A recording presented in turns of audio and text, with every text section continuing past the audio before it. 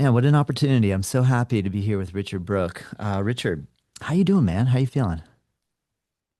Yeah, great. I mean, it's just really lovely to do things like this. I mean, it's like the cherry on the cake out of all the things I do, get to engage with someone, such a knowledgeable person, and get to share what I care about. I feel very happy to be here right now. Thank you. Thank you. Yeah, thank you. I feel the same way. And I'm excited to hear about your current adventure. If I understand correctly, you're in Portugal at a retreat center that you are managing and running and offering workshops and retreats at called Moinhos Velhos. And we can find Yeah. you on the that website, moinhos-velos.com, which is in the description, so people can click. Wow, that's a great endeavor. Can you start to help me understand why are you wanting to facilitate a retreat center? So I first came here in 2014, so July 2014, and I had my own yoga and acupuncture business in London. And what tends to happen to me a lot when I spend a lot of time in the city, eventually it starts to get on top of me. And while I love being in the creative maelstrom of somewhere like London, and I was teaching lots of different kind of niche events, and there's obviously a massive captive audience, for creative nuances when you're in a city. Just the sheer act of being in the city would get on top of me. And what I find, Uh-oh, Richard, I lost your vocal. I lost your voice, Richard. One second. Let's try to see if we can get your microphone to click back on. Let me see. Let me see if I can't hear you. Oh, I lost you. Oh man, that was quick. I hope the internet's gonna work. Let's see if he pops back in. I wonder, he's in Portugal and in the country is what I believe we were just getting into. And I think that the internet just crashed and here he comes back in. All right, Richard, can you hear me? Let me see if I can hear you. Go ahead and say something. I can't hear you yet. Can't hear you. Shaking my head. oh, Ah, that's so, now I can. Now I can. You know, oh, that was so, welcome to the joys of owning a retreat center, where the internet right. may or may not work when you want it to. No, I'm kidding. Yeah, no, I mean, I've got good, I've got like over 100 megs at the minute, so I don't really Yeah. know what happened there. All right. Well, I you am know what? sorry. Don't worry. You Yeah. know what? I kept talking and I started explaining to people we lost a connection and now Mhm. here you are. So I think let's continue on here. Yeah, sure. So I eventually decided I need to get out the city, and Yeah. I was reflecting back on my life, and I thought, okay, so when have I been happy? I've been happy when I'm working in a team. I remembered when I was working out in nature one year, I was in New Hampshire in the US working in the summer camp, felt really amazing. And I'm obviously happy doing the things that I love, like, doing the holistic stuff. Rolled it all together in my mind, and I thought, right, so if I find a retreat center, I can do all those things together. I'll be in nature, I'll be around people, and I get to do the things I love. Well, obviously, what I realized when I first started to search, usually retreat centers don't really host their own thing. They're normally a building that you just rent out. And eventually, through a bit of good fortune, I ended up getting connected with this place in Portugal. I'd been watching a TV program called The Spa of Embarrassing Illnesses, which was a program which was following around a group of detox facilitators. And I remembered the name of their acupuncturist and yoga teacher, and he was amazing, a guy called Yair Sagi. I later met him, but anyway, I emailed him. I said, I want to do what you do.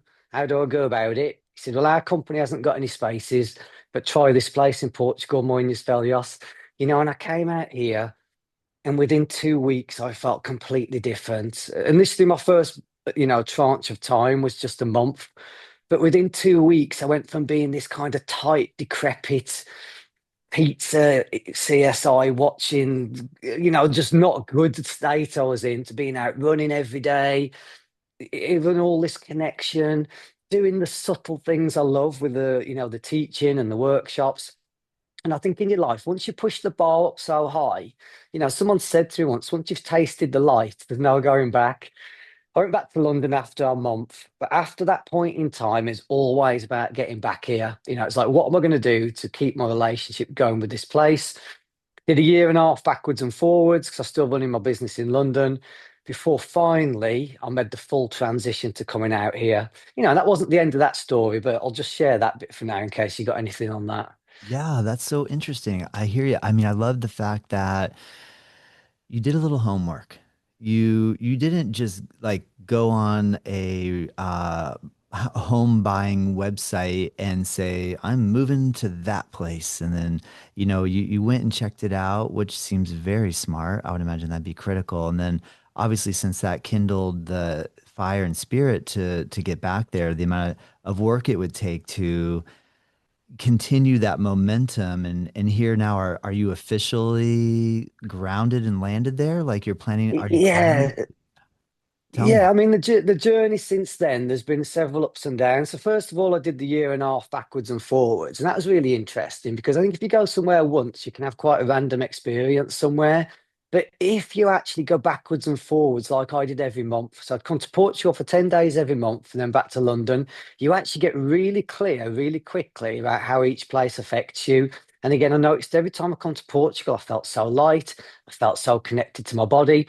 And what I recognised going back to London, it didn't really psychologically matter how I approached it. I could be going back there thinking, right, I'm going to stay connected to my body. I'm going to make sure every day I'm doing my practices. Just when I got back in the creative stew, it creates a certain outcome in me. And it just made me realise there's a certain set of ingredients that creates a certain outcome. I'd get back in the city, I'd immediately feel lonely. So I'm going from being in a community here to stepping foot into a massive city. You're calling up your friends, you can't meet them for 5 days, chaos all around you. And yeah, and I became this person in that version of me, which I didn't particularly enjoy. Yeah. And so so eventually I worked my way here fully. I did a year and a half where I felt really on top of my game. So when I was initially here, it was like walking into a treasure trove from a professional point of view. So the owners at the time, they really liked me. So, like, okay, on the programs, you can more or less teach how many yoga classes you want. You can do as many different evening meditations as you want. You can do table talks, you can practice acupuncture. And I was like, oh my God, all these things that are so dispersed for me in London, I can do all within like a radius of 50 meters.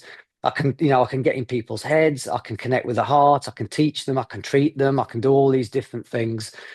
And so I did that for then about a year and a half, felt amazing. But you know what? I still had this image in my head of success related to being successful in a city. I think it gets etched in your third eye when you're younger, this idea of maybe having an apartment in the city, earning good money, all that type of stuff. So I went back to London in 2018 and it went completely the opposite. I thought I could go back there, switch on all my yoga classes, get my acupuncture patients back, but I went back there and basically just had to start picking up loads of temp work. And it really made me realize that you can't recreate something. Before I'd left to come to Portugal, my yoga business was called Creative Yoga London. And I was doing lots of fun yoga events that involved connecting people together. I was doing yoga classes for single people. I was doing yoga classes for couples. I was doing these big kind of yoga rave events. I was doing something called Social Yoga Tuesdays where we'd do the class and hang out after. I thought I'll come back. I'll switch all that on and it just didn't work, and I thought, okay, it's gone. I'm trying to go back to something rather than forward to something. And within 6 months, I was then utterly desperate to get back out the city again. As then I ended up coming back here eventually. And to fast forward to where we are now, me Mhm. and my colleagues, we now own this place. So we actually bought it just over a month ago. We worked under the original owners. Someone else bought it, and we've now bought it off him. So I've eventually worked my way up to kind of be in the position that I genuinely dreamed about. When I first came here, I felt my heart open the moment I walked on the place. I remember sitting down one of the first days and looking at the founder, Frank, sitting at the table with the guests and just thinking, oh my God, what would it be to own a place like this, to run these programs? I just couldn't. It was the height of summer, amazing people, and like, yeah, I'm there, Nice. But as is the way, there's a little bit of a different reality. So it means I'm not so much on the front line anymore. I'm doing a lot of managerial stuff with what comes with that. And my determination this year is actually to get back in front of the guests more because I miss it. I miss the teaching element. So this year I'm cranking up my teaching workload again. Yeah. Wow. I hear you. Well, I have to interject a little because you said when you were there, you went back to London in 2018, things didn't work so good, but Yeah. then fast forward 2 years, COVID happened. What hmm sort of correlation or coordination occurred in relation to the fact that that really shut things down? Where were you for, say, 2020 through 2021, Well, that was 2022? really interesting. Yeah. So so I went back to London 2018 and I actually ended up rolling like a stone a little bit in 2018, 2019 because I couldn't get back here straight away.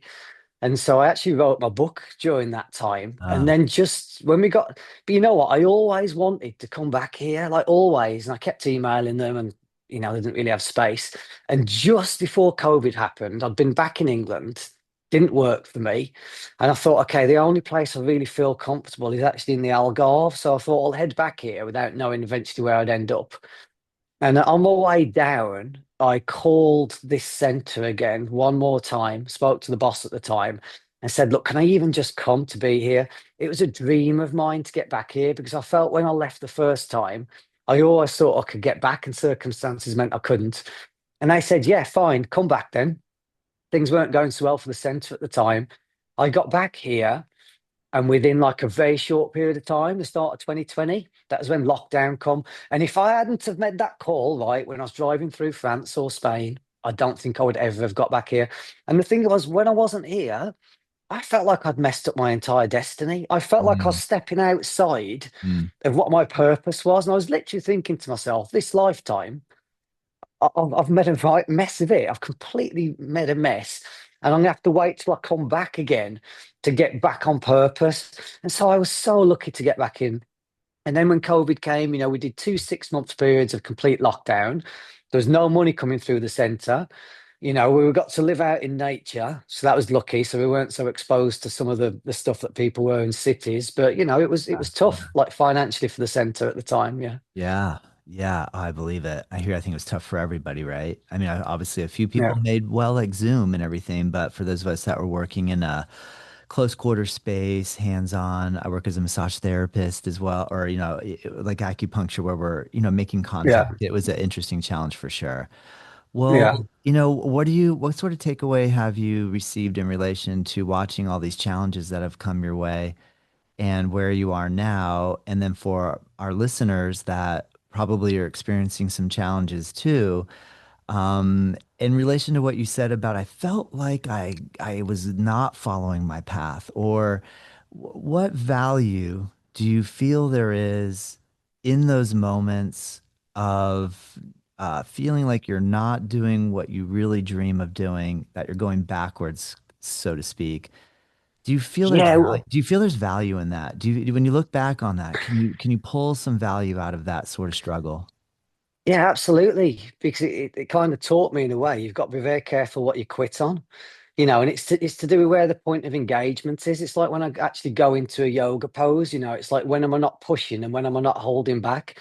And, like, so even though there's challenges in it right now, it interests me. Like, I think there's nothing worse in a way than when your soul is a little bit bored with what you're doing.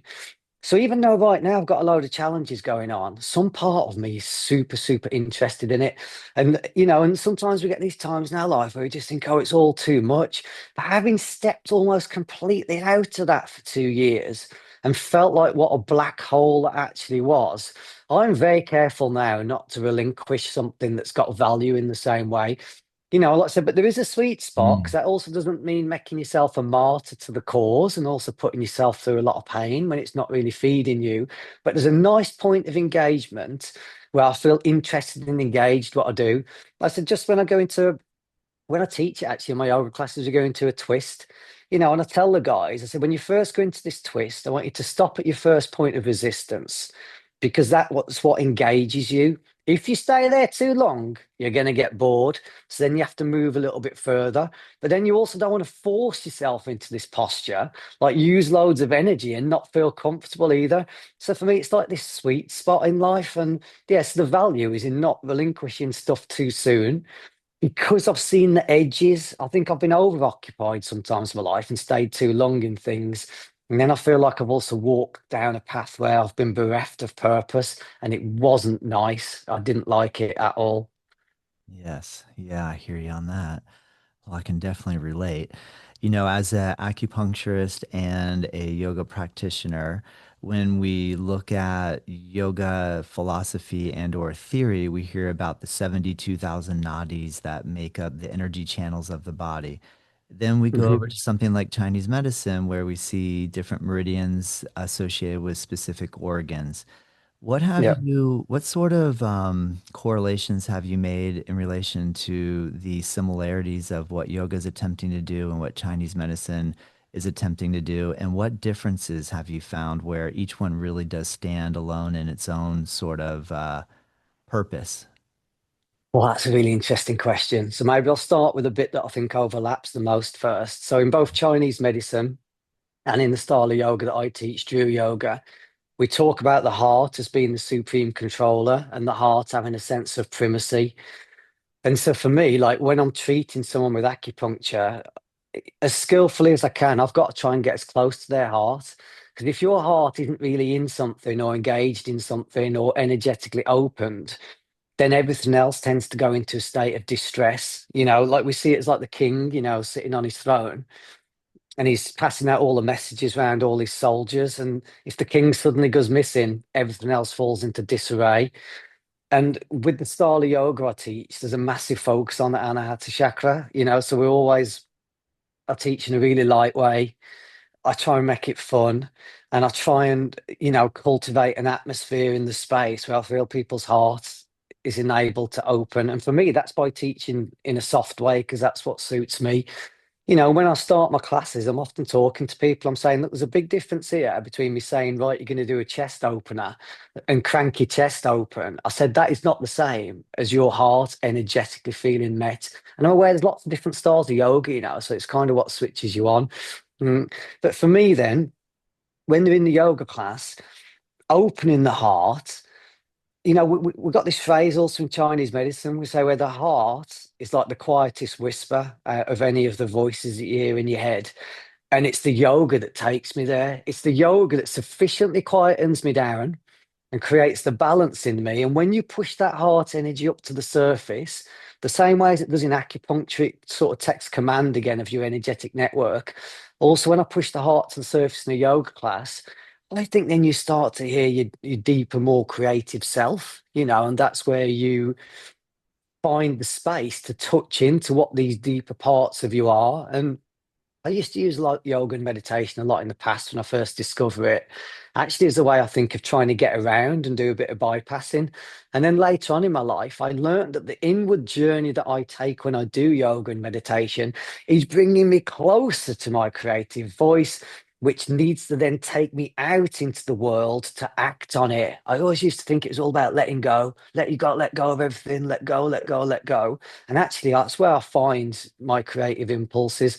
So that's one layer where I think there's a real, strong overlap. Let's go. And then Yeah. obviously physiologically with the meridians, you could obviously with things like yin yoga, it's a specific kind of yoga which really maps the engagement with the meridians. But you could apply that to any kind of yoga.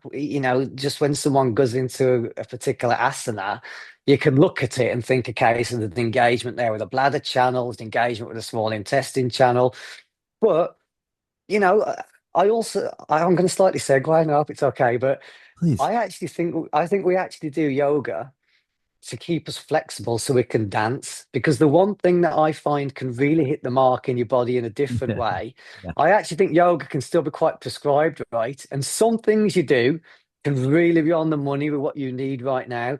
But when you actually really let your body off the leash and you really let it dance and move, then I think it finds what it actually needs to move. But without the flexibility that yoga provides, Mm. also maybe not so great either. So I think we need all these levels. Yeah.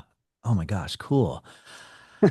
Amazing answer. Thank you so much. I'm curious, how can I, as a yoga practitioner that is not trained in traditional Chinese medicine, doesn't have a understanding of how it works, why it works, and all this, how can I get more in touch with my internal organs? You know, like when you say things like kidney meridian, spleen meridian, or, Yeah, and then I think spleen. I don't know what the heck the spleen, like, I mean, I might have looked at it as yeah, that, but Is there a way that Mhm. we could get a little more interactive with our individual organs to have appreciation for them?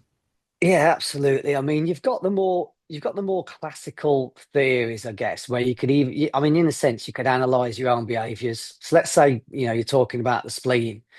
You could look at your own behaviors. Are you someone who likes to give a lot or actually gives too little? Because every organ's kind of got a spectrum. Are you someone who pays a lot of attention to your body and your basic needs? Are you someone who's able to receive really well? Or are you someone who always feels like your plate's empty no matter what you've got in front of you? When you talk, have you got like a sing-song type of voice? Because different organs come with different qualities of voice. Sometimes even what people smell like, there's a whole influence there. The emotional disposition, someone who's got a lot of spleen energy, they tend to emit a lot of sympathy for other people, again, or tend to be really cold. It can be either. But the bit I really like, and something I wrote quite extensively about, is how do we experience the energy of these organs from within? So, a body of work that I put together, which I'll talk about quite a lot in my book, is actually when each organ inside of you is kind of in ascendancy, it comes with a voice and a feeling inside of you. And some of these are really obvious, right? When we talk about, oh, my stomach's empty, I feel hungry, and I'm thinking about soup or whatever it might be, burgers, I don't know, depending what your tendency is. Or we talk about when our heart's really open, we recognize it as obvious, we feel a lot of joy, and maybe we're thinking lots of thoughts about things we're passionate about and people who we love.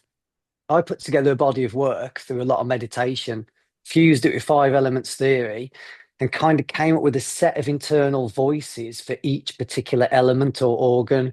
And I used to sit and watch my own narrative. I've always been really good at that. I even remember when I was a kid, I'd be walking down the road, and as if I was kind of watching myself, I'd be thinking, okay, what am I going to think about between where I am now and by the time I walk to the Mm, end of the street? yeah. And so I really like to sit and observe these internal, I guess, dialogues, if you like. And Yeah. again, in my initial understanding, when I first started doing stuff like meditation, the mind was an enemy. I was like, I wanted to do meditation to get away from it, right? Until I started to realize, hang on, some of these voices in my head have actually got sense behind them.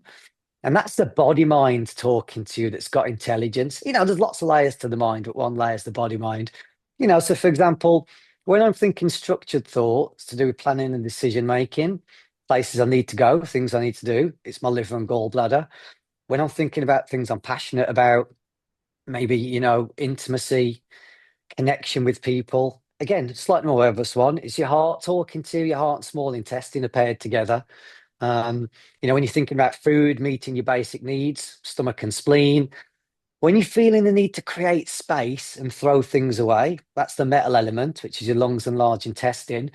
And when you're having thoughts that reflect on the past, it's your water element of your kidney and bladder. It's also the element within where we generate wisdom. Something happens, we spin it round like a washing machine, kind of trying to clear it up and we get a bit of wisdom from it. It's like, okay, this and that happened. I'm going to reflect on it. Next time I'm going to do it different.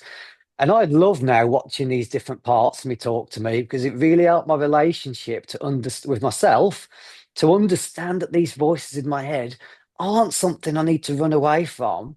They're trying to tell me what I need in my life, and because five elements theory basically says that if you live in tune with these different aspects of yourself, you're going to be well. You need some barometer for understanding how you're relating with them. And these internal voices for me are that. Mm, phenomenal. Love it, man. Great explanation. Yeah. There's a lot of people that perhaps get involved in some sort of life track where then they get really stressed out. I mean, you and I still get stressed out. I mean, I'll speak for myself. I still get stressed out. Mhm. So I'm not saying that working as a yoga teacher solves problems of not getting stressed out. Um, and then needing a little bit of therapy, needing some treatment, find someone like you who spent a Mhm. lot of time studying and learning and working with people and figuring out what works and how to then use that to further the skill. And this individual then goes, wow, I wish I could work in that space. That's incredible. So I guess my question for you is at what point in your life did you trust yourself enough to believe you could earn a living doing what you're doing? And was there a struggle there, or was it just a natural fit? Just because the simple fact that you mentioned, even as a child, you had a contemplative nature, the fact that you even looked down the road and said, I'm going to walk from here to there, and I can't wait to see what thoughts are going to appear between here and there, and to be paying attention like that. That's a interesting thing that I guess as a human, we probably all do this. Maybe I don't know how much of us are aware that we're doing that, but so I guess Mhm. to get back to my point, um, was that an easy flow for you to jump into this field, or did you go through some difficult stuff before you finally decided I'm going this direction? What an amazing question. Really, really, you're hitting the mark here, I've got to tell you. So, like, for me, I guess, when I was growing up, it was in, the 80s and 90s. I left school in the mid 90s. And I guess with some of the skills and talents I've got, I wasn't necessarily born into an environment which really fostered them. So I was basically considered to be a bit shy and sensitive, as if it was a fault, by the people around me. But obviously, I also recognize that everyone used to like to talk to me when people had problems at school. They used to say, "You're a great listener." And yeah, but it wasn't as if any of the people around me, it wasn't like my careers advisors would be saying to me at that age, you know what, you make a great acupuncturist, or my parents were saying you really should perhaps consider being a yoga teacher. Because, back in the early to mid 90s, right, it wasn't even a thing. And it's not even in their terms of reference, right? This is a big Yeah. thing for me, your parents, or for my parents, like bless them, they really wanted the best for me, but their framework was that I might be a good lawyer or a good accountant or whatever. And so I suppose there's two things. There was the recognition eventually that when I was doing holistic things, it started to make me feel good. And when I wasn't doing that, I started to not feel good, and I end up getting chronic fatigue basically, because I always felt that the holistic side of me needed to be on the side. I had more conventional jobs, like my early jobs, I was like managing a supermarket and stuff like this and getting really burnt out. And then in the evening, I'd go off to a yoga class or whatever. But I suppose again, it's something that gets burned in. It gets burned into your belief system when you're early, and also not supported by the environment I was particularly in during that time. That wasn't really a career path, and I was a little bit scared to also confront family about it, maybe, and also say, you know what, mom, dad, I fancy doing X, Y, or Z. And when I eventually did do that, they were just happy for me. And I think, but I just took it on so much, and I projected it onto them actually slightly. I think in the end that they wouldn't actually like it if I relinquished all these things which my education had taken me towards and which had a higher value judgment. It felt like there's a higher value judgment in, being a manager in a supermarket and earning good money than dropping all that and going to an acupuncture college. But I was really reminded when I eventually ended up starting to study the holistic stuff of the first dean at the acupuncture college I was at the day I went to visit there for the open day. He opened up his talk by saying, look, we tend to get sick for two reasons.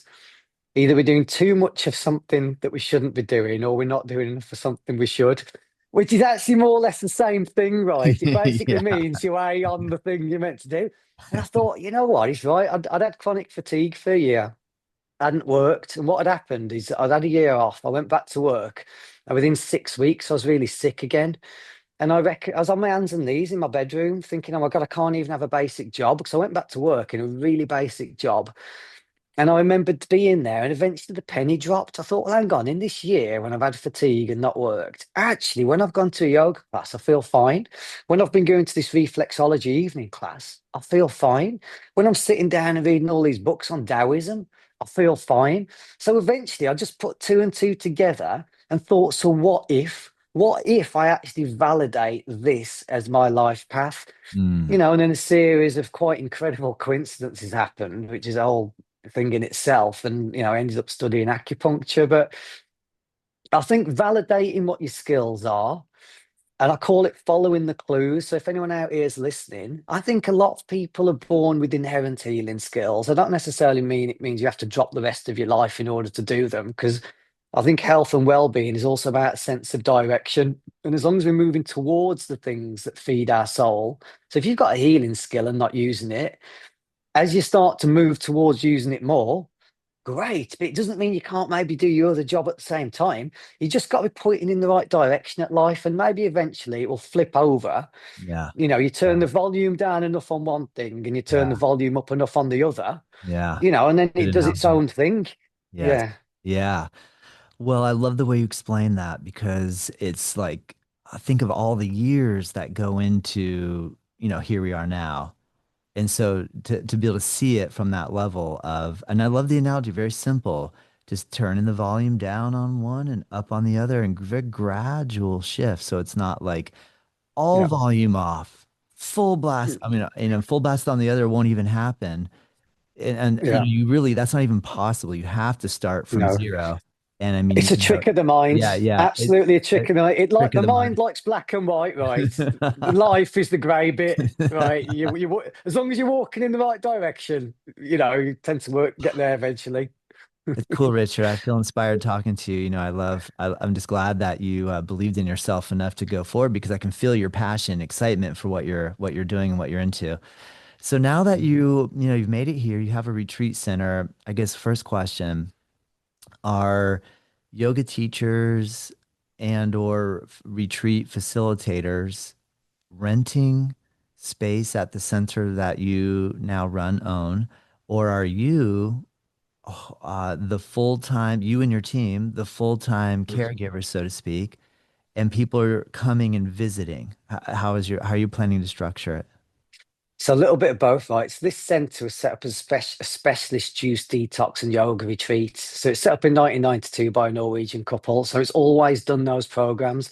And so obviously I worked for them for years, along with my three colleagues who we now own the place. So when they got old and unfortunately passed on, we just kept on running the programs because basically we were running the programs on ground level anyway.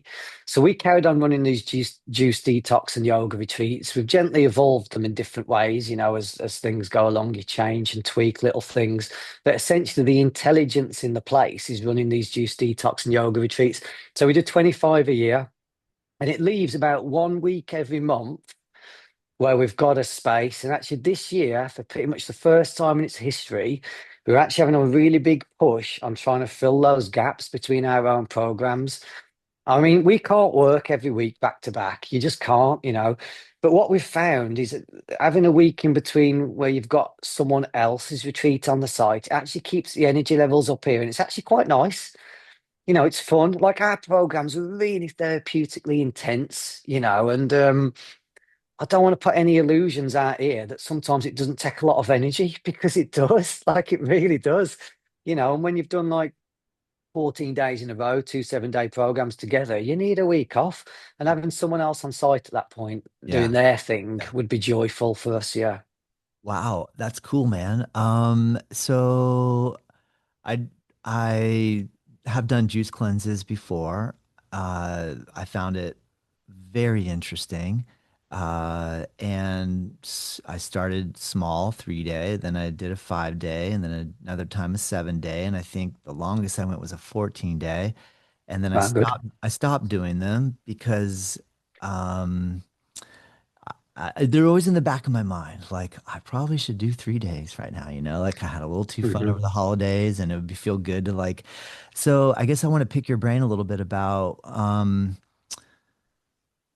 what do you think of them? What is your thought now after hosting them for a long period of time? I have a lot of questions. I'm so curious because I think that, well, Yeah. number one, if you were hosting people that were coming in for a 7 day juice cleanse, just in terms of like what you're saying with intensity, I mean, people go through some serious emotional experiences when you just go on juice for a little while, and all of our food cravings, all of the baggage that we carry in our bodies about our beliefs about food. Also, the highs are pretty good too. I mean, I've had incredible highs where I'm like, why am I eating so much? What is the purpose of all that Mhm. extra food? That's just weighing me down. I feel so great, but I've also not felt so great either. And I know dealing and coaching people along through that process must be an interesting experience. It couldn't be easy all the time, so I can understand what you're saying. What are some of the things that you've noticed I guess I should just find out, like, when you have people do juice cleanses, are you doing strictly juice, or what is your protocols in working with people? Yeah, so we do 7 or 10 days. Occasionally guests might stop for two lots of seven together. Yeah, it's interesting, like I said, because when I first started here, I was really on the front line, but the bit of the program I really plugged into was that the program was more than just a juice cleanse. It was a chance to help to transform people. So, you had Frank and Anna Corinne and Janny at the time, who'd set, had been working as the management team and responsible for setting the programs up, and they were all interested in what's happening in your colon, what's coming out of you and what it looks like, all these interactions on that level. And the same way now, I work with a nutritionist, and one of my colleagues, Chris, he loves to talk about what's coming out the out and into the all that stuff. They love that. But Yeah. for me, the bit that I plug into is we're a program for body, mind, and spirit. So it's like, how we're going to make these people, I don't know, that sounds really kind of cliche. How am I going to make these people better people?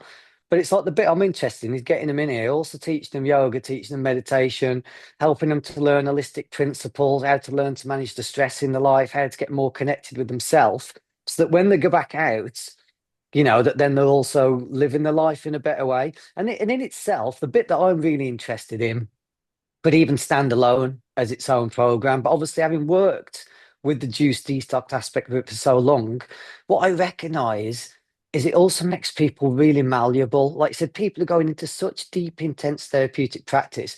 Because I noticed when we have had other retreats on the site, it doesn't even feel like it scrapes the surface. Like occasionally, we've done very similar programs, but with food. And I'm like, it doesn't even really feel like anyone's here because people go so deeply into an entire cleansing process. Because as you alluded to, there's a lot of social stuff, there's a lot of psychosocial, psycho-spiritual stuff, emotional stuff that also comes up while you're cleansing. And Mm. that's why we've got a bunch of therapies. So we do yoga in the morning between 8 and 10, which is obviously on a physiological level, it really works from the meridians. You're nicely squeezing your intestines and all that kind of thing, but it also starts to bring up a lot of, unprocessed emotion. And then we do three juices a day and a broth in the evening.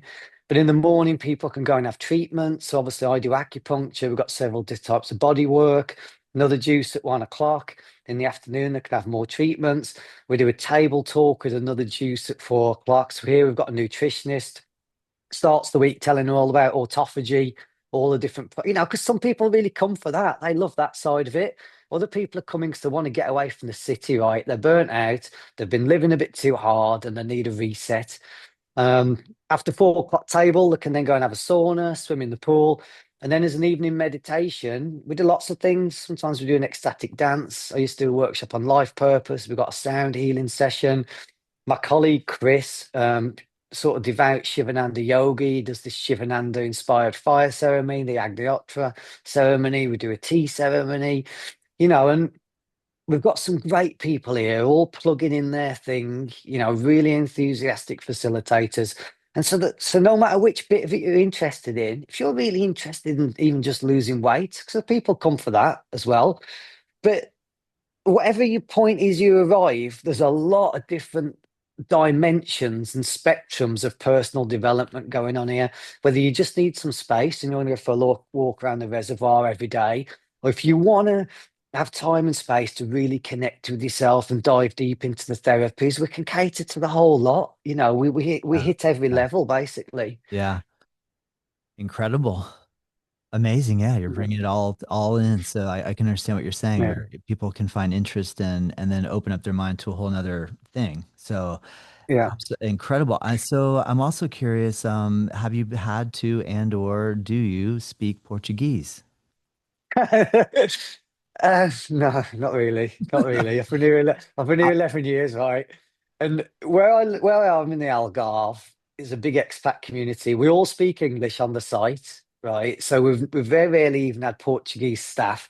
So in this little bubble, it's never really felt necessary.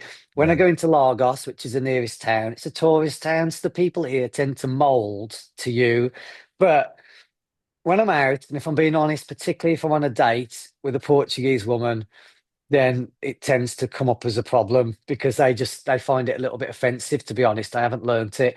And when I went to live in Lisbon, I lived in Lisbon for a little bit in that 2 years I was away. Obviously, then you have to fit to the people there. So I actually made a real effort to learn it then. I used to go to a Portuguese yoga class, right? So I'm pretty good at actually knowing what the body parts are in Portuguese.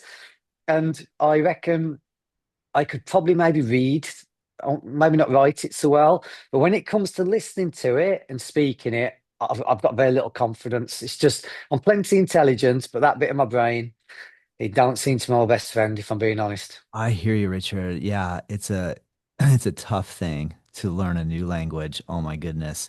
I have a Yeah, good friend that he is from here in the States. He's multilingual in Spanish and Portuguese, and he just moved to Portugal and he absolutely loves it. I've been hearing incredible things about it. So that's why I was just curious, like what it's like for you to live there and how important is it to know the language and all that stuff. So I appreciate you filling me in on all that. Is yeah. it where are you in proximity? I'll go on the map when we're done and I'll look on the map to find out exactly where you are. I apologize, I didn't do that first, but how far from the That's ocean fine. are you? For about 15 minutes. So Oh one of the things wow. we do with the Oh guests as well, yeah, wow. is we, You're we just really take them close. out once a week to the beach. Yeah, exactly. So we're just north of Lagos. So Lagos is a really nice tourist area in the Algarve. So on the south coast, towards the southwest corner, Nice. and along the Algarve, you've got some resorts that are a little bit more, I don't know, like a more yang kind of tourism, shall we say, right? Stag parties and whatnot. Lagos is a bit more family friendly. Mhm. It's a little bit more of a kind of alternative traveller community in a sense. Lots of surfing and that goes on here. I struggle here in the winter. I ain't gonna lie. Like in the winter, there's no one else here. You've got lots of infrastructure, but not many people, and so I find that a bit of a struggle.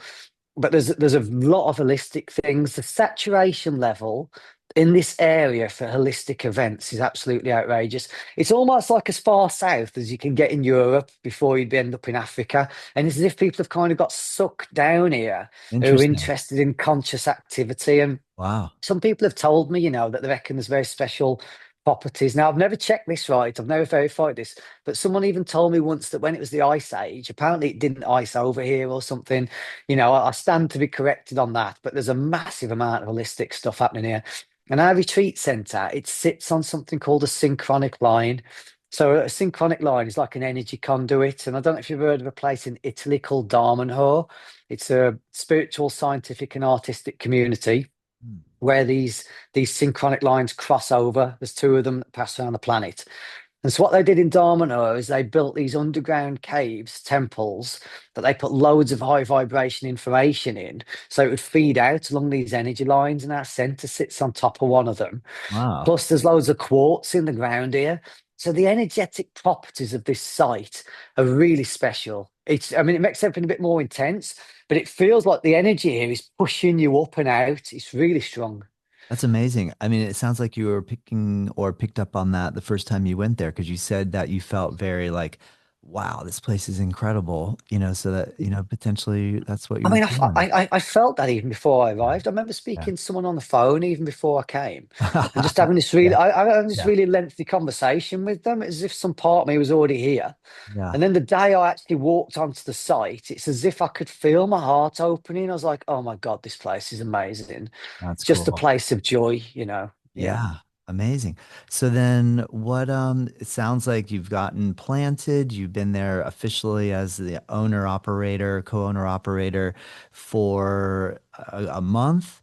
Where is your vision moving forward? Just keep operations moving forward. I heard you say that you'd like to get out in front of people a little bit more. Maybe you find yeah, some assistance with the management side so that you're able to be offering the classes and treatments and interacting. But yeah. do you have even a further vision of not that you need to go any further. I'm very No, no, that's I'm good. I'm excited That's about what good. you've achieved already. I'm curious because the nature of our minds is to like what now how am I gonna interact with this? Yeah. What more could I do? Like so I'm curious. Yes. Yeah. Well, this is great, right? Because actually, this is where it started to be a bit more fun again. Because the last 3 years, we're actually just renting the site. And so there's very much a limit and a ceiling to what we could just do as the company running the retreats. Right, but now we actually own the place. So I actually left and went and worked off site for 3 months last year because I just felt like I'd hit my point of, I'd hit my point where I wasn't feeling like I was growing anymore. I used to say to people, you could probably message me at any time of day and I'd even tell you where each person on the site is standing because it got that familiar. And so, excuse me, so since we now own the place, there's a whole lot of new avenues and opportunities that have opened up. And I really love your question about like, is maybe some part of me making plans and whatever. And I think sometimes in our life, with that kind of wood element part of us, we know there's something we need to do, right? And we're really distinct that I've got this as a vision, as a plan. But sometimes it's also about embracing the unknown. And what I'm actually really enjoying at the minute Mm. is we know somehow we need to get this business to work, and obviously we've been managing the business for a few years, so more or less we know how it works financially, but we need to do things like increase our capacity. We need to get other retreats coming through this place. And just the connections we're going to make with that. Like already we've got, a group coming on the site later this year. People are doing retreats, specifically people with alopecia and all this type of thing. And I'm getting a chance to meet these great people. And I've got the opportunity to do that because I'm in this position here. Yeah, So financially, we need to make it work. yeah. But also the creative opportunities that come from it. And, oh, yeah, I feel very excited about that side of it. And That's doing awesome. some renovation at the minute to increase the capacity. And there's all kinds of things we'd like to do, but I'm not rushing either. I They hear call it the you. happy wanderer, Chinese medicine. You know where you're going, Yeah, but you're not too rigid on the path either. yeah. Great Yeah. answer. You know, you made mention before we started our conversation that when you were working, interacting with people, and now that you're in the management side, you're appreciating a little more about what management had done for you in the past, in the sense that, like, you maybe walk into a really fun yoga event, and then, but the reality of what that building had to do to keep the electricity going and all that stuff, that's a lot, there's a lot of work there.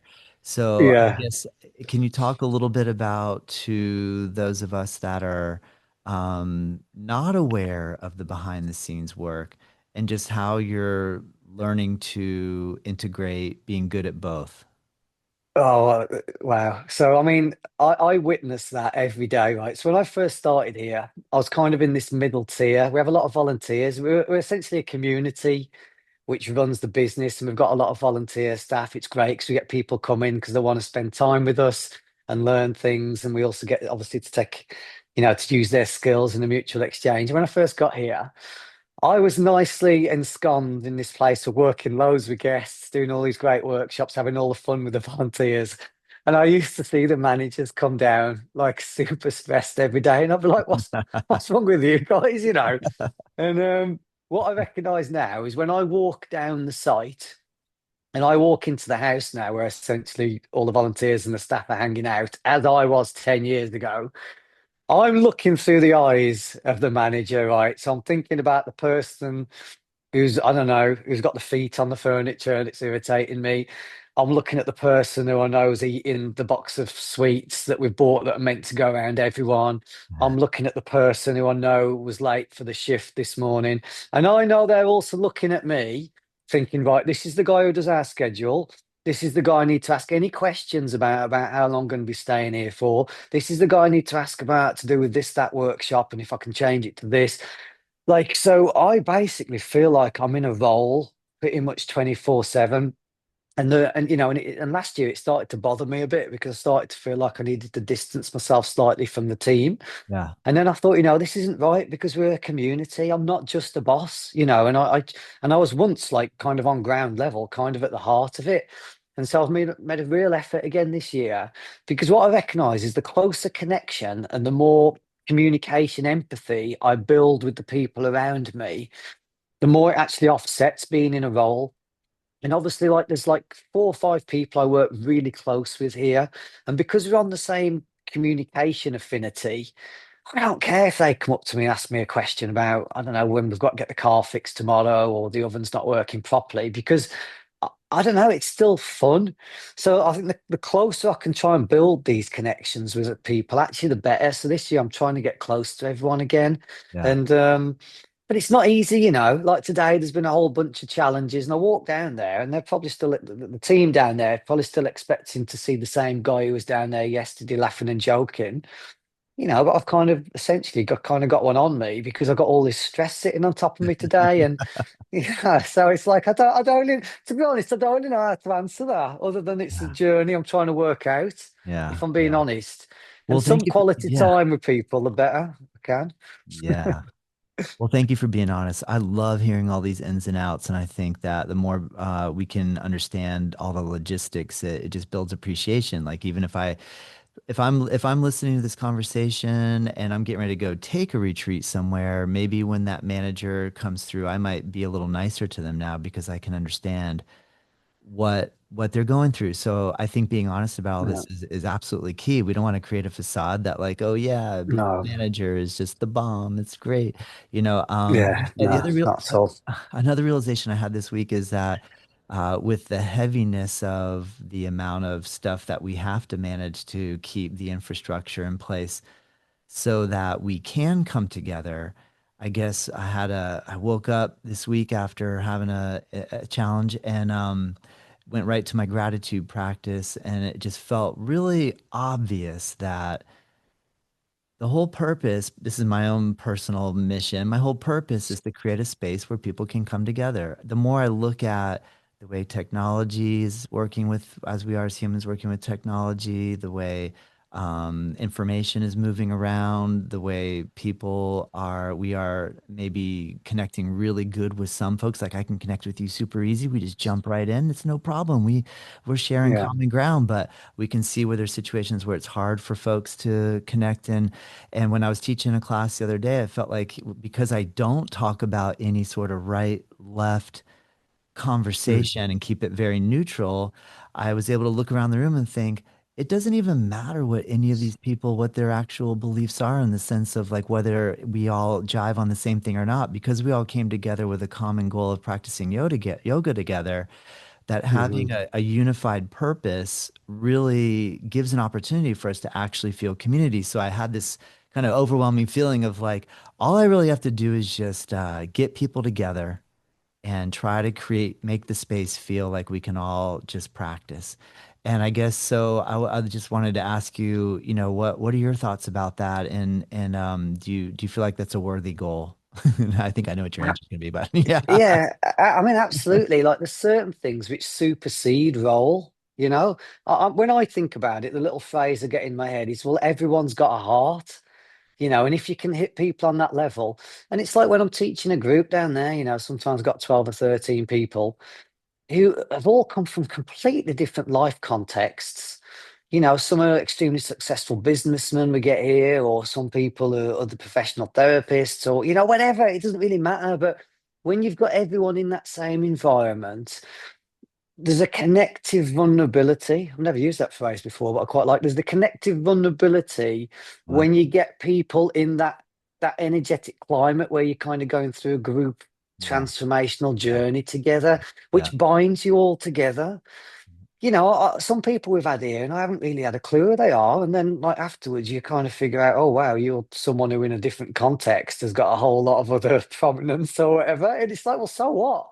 You know, Yeah. it's the same Yeah. person who's in the Yeah. yoga class asking me questions or struggling Yeah. to do trikonasana or whatever. You Yeah. know, so that Yeah. yeah, so certain practices just supersede all of that completely. Yeah. No, that's cool. I hear you, Richard.